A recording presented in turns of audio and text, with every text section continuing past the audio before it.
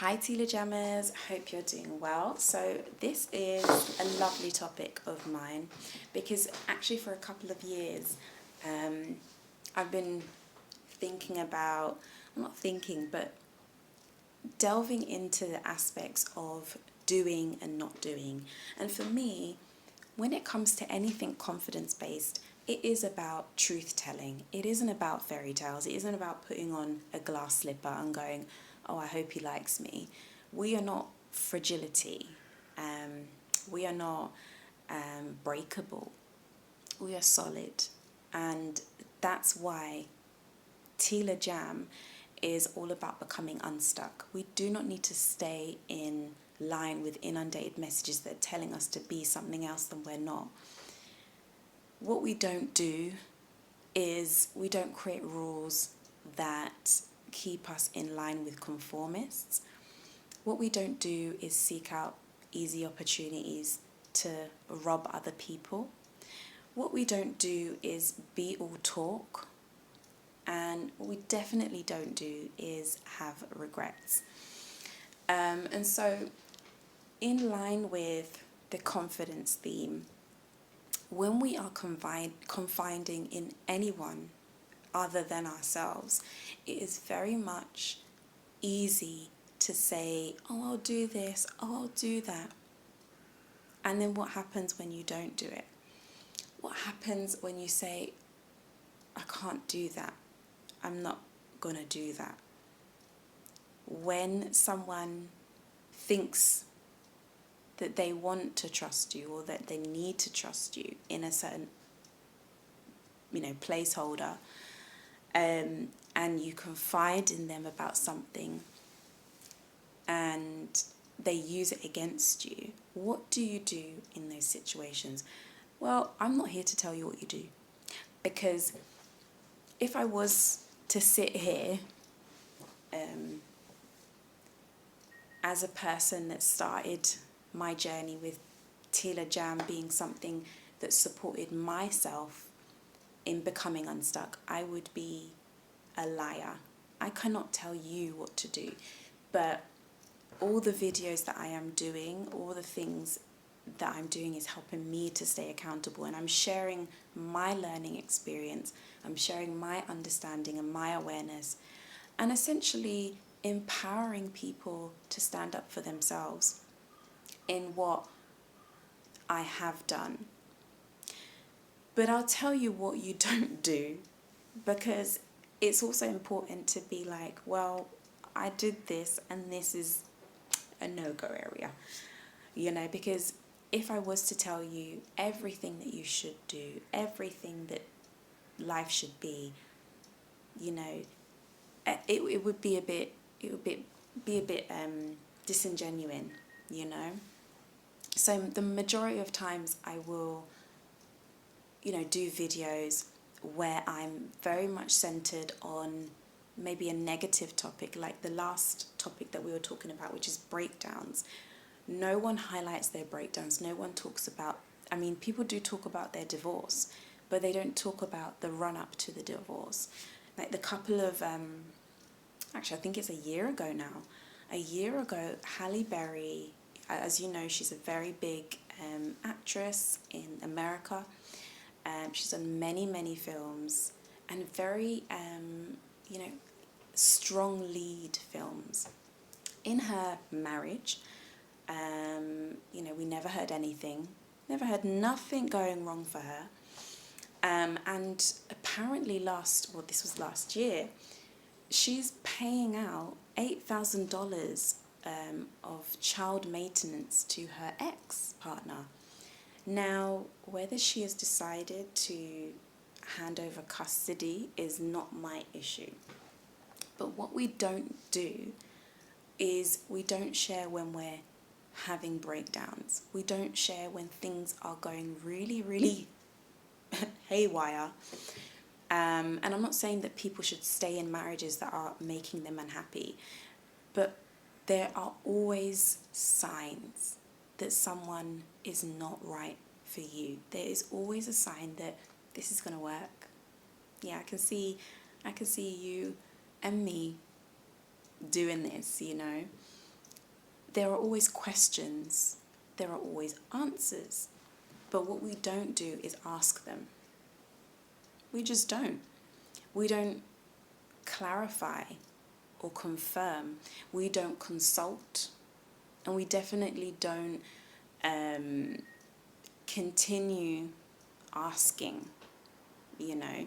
And this is not about distrust, but if someone confides in you and, you know, you feel like, I need to do a bit of digging, then that's when you know you can't trust the person. Because if you are going to dig and dig and dig and dig, then you don't belong together. You don't belong to someone you cannot trust. You don't belong to someone that you want to trigger all the time.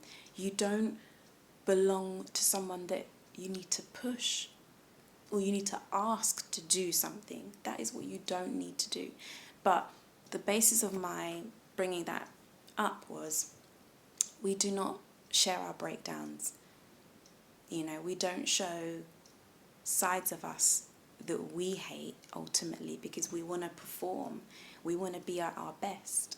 And like I said, these videos, I'm not wearing makeup right now. Many of the videos I have, some of them are in makeup, some of them I'm not, some of them, you know, my kids are in, some of them not.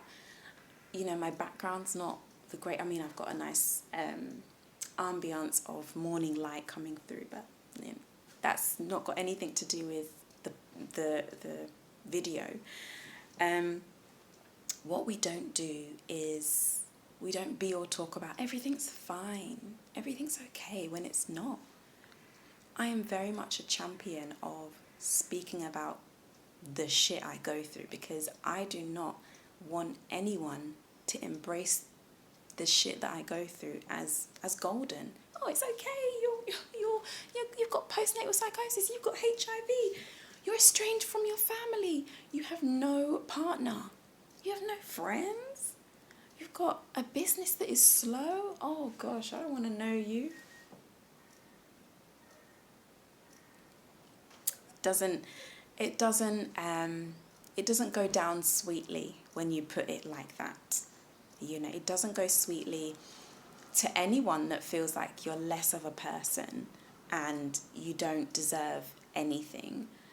People want to hear, oh, I'm just the greatest. Oh, everything's fine for me. And that's when people will be like, yeah, she lying. I'm with her. We don't do or talk. It's just not true confidence. True confidence is trusting the BS. Trusting that you have certain flaws, or not even certain flaws, but similar flaws to other people. We all go through many things in life, but it's not about showcasing them in a way that is like, yeah, I'm proud to be, you know, out of a relationship where I was domestically abused and my children went through the worst. Oh my gosh. Do we really need to showcase that? No. But there are placeholders, there are people, there are initiatives, there are organizations, there's support systems in place. We only show what we regret after the fact. Oh, I'm going to have to pay him now. Oh, I'm going to have to tell people now that he was like this to me and I was like this to him. Oh, I regret the relationship. Don't do it. Don't do it. Just don't do it. Don't put yourself in a position where you've settled for something that you definitely know is not for you. And you yourself have to confide in you. You have to say, this isn't okay for me. I don't want to be at my best with my worst. I want to be at my best with my best. I want to win for all. You know? When we realize that we don't have to accommodate extra baggage other than our own, and we can offload on our own or supported with someone that supports unloading our baggage or releasing our baggage so that it doesn't get recycled again, so that it doesn't get utilized or used to re-abuse yourself or me. Many times what we do to ourselves is we say we're not worthy. But I'm going to confide in you because I'm so desperate for love. I'm so desperate to be wanted. I'm so intrigued about what love is. When we already have it within ourselves to even ask those questions. And like I said in the last video, when we are in a state of mind where we are saying, you know, I want to be loved, that is actually quite a positive thing. It's quite a positive thing to say, you know, I deserve to be loved. I've got so much to give. I've got so much on offer. And many of the things that I've gone through don't warrant me to be belittled and scrutinized and hurt. I deserve love as well, you know, and not the kind of love that says, okay, I'll do this for you. Not that tolerating love. And neither, you're gonna do this, you can do it, come on. Not that coach, tough love, but that gentle, that kind of inner guide. Because we don't always hear ourselves, but we hear ourselves through others and as we gravitate in the world. So I want to pose this question to you. When it comes down to what you don't do, have you got a list? A literally no-go list. And I think I've talked about deal breakers before. A no-go list is something that you literally tell yourself, like literally I will go through my contacts and I will not block anybody. And this is just between you and me. There are people in my contact list that have names where I'm like, okay, if this phone rings, I'm not gonna answer, you know.